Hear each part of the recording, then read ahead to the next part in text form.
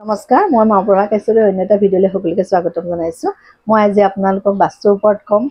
ঘৰৰ চাৰিটা দিশত 5খন ফটো লগালে বহুতখিনি উপকাৰ পাব। প্ৰথম দিশটো হ'ল নৰ্থ ইষ্ট দিশত যদি আপোনালোকে বুদ্ধৰ ফটো বা বুদ্ধ যদি মূৰ্তি থয় তেন্তে এইটো শান্তিৰ প্ৰতীক, বহুত ভাল হয়।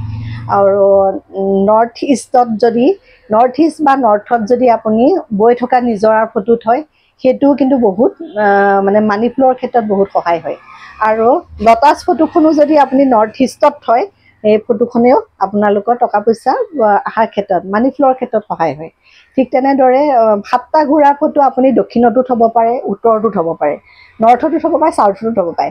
নৰ্থত থোৱা ফটোখনৰ কালাৰ হ'ব লাগিব আপোনাৰ নীলা ৰঙৰ, আৰু চাউথত যোনখন 7টা ঘোঁৰা দৌৰি থকা ফটো থ'ব সেইখন হ'ব লাগিব কাঠ ৰঙৰ নাইবা অলপ ৰঙা কালাৰ হ'ব লাগিব।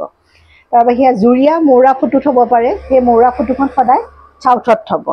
আৰু মৌৰা ফটোখন থকাৰ ফলত কি হ'ব, আপোনাৰ মানি ফ্ল'ৰ ক্ষেত্ৰত সহায় হ'ব আৰু গুড ফিউচাৰ হ'ব।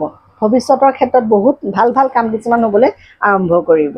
আৰু পশ্চিম দিশত আপোনালোকে এখন ফ্ৰেমত এটা পইচা যে এনেকৈ যিকোনো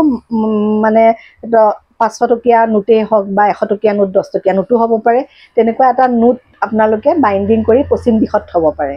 এইকেইটা দিশত যদি এনেকৈ আপোনালোকে এই ফটোকেইখন লগায় বহুতকেইটা কিন্তু উপকাৰ পাব। ধন্যবাদ।